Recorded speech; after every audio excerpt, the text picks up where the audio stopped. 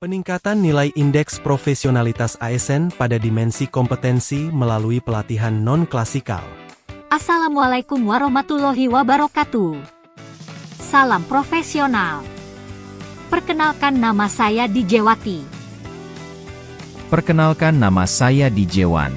Kami berdua bersama teman-teman di JASN lainnya akan mengupas tuntas tentang indeks profesionalitas ASN. Sebelumnya, apa itu IPASN? IPASN merupakan suatu instrumen yang digunakan untuk mengukur secara kuantitatif tingkat profesionalitas pegawai ASN, yang hasilnya digunakan sebagai dasar penilaian dan evaluasi dalam upaya pengembangan profesionalisme. Terdapat 4 dimensi IPASN yang tercantum dalam Peraturan Menteri Pendayagunaan Aparatur Sipil Negara dan Reformasi Birokrasi Nomor 38 Tahun 2018 tentang pengukuran indeks profesionalitas aparatur sipil negara, Yaitu dimensi kualifikasi, dimensi kompetensi, dimensi kinerja, dan dimensi disiplin. Pengukuran IPASN telah kami lakukan sejak tahun 2018 hingga saat ini. Upaya nilai IPASN tahun 2022 secara nasional masih belum maksimal, khususnya pada dimensi kompetensi. Sehingga dimensi ini perlu mendapatkan perhatian khusus. Dimensi kompetensi memiliki bobot paling besar dengan komposisi sebesar 40% dari nilai keseluruhan IPASN.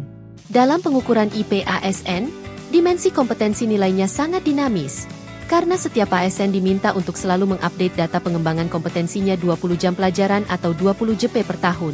Untuk meningkatkan nilai indeks profesionalitas ASN, khususnya pada dimensi kompetensi, kami mendorong para sobat pengelola kepegawaian untuk intens melaksanakan pengembangan kompetensi berupa pelatihan klasikal dan non-klasikal kepada para ASN.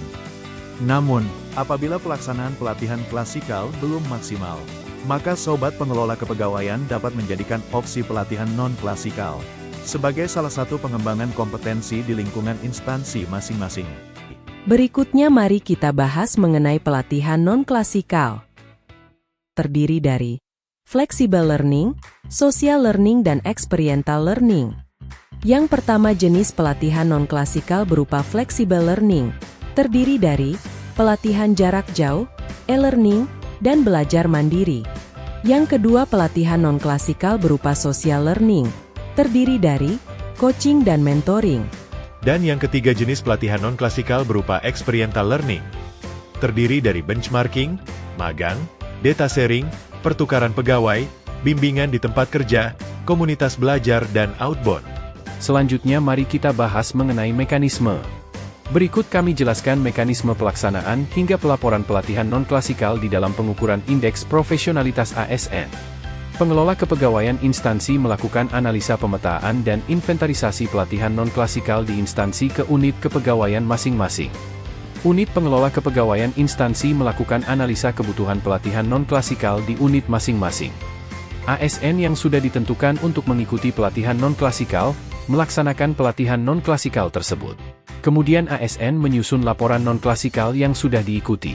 Selanjutnya, unit pengelola kepegawaian melakukan rekapitulasi terhadap pelatihan non-klasikal yang sudah diikuti oleh pegawai di unit masing-masing.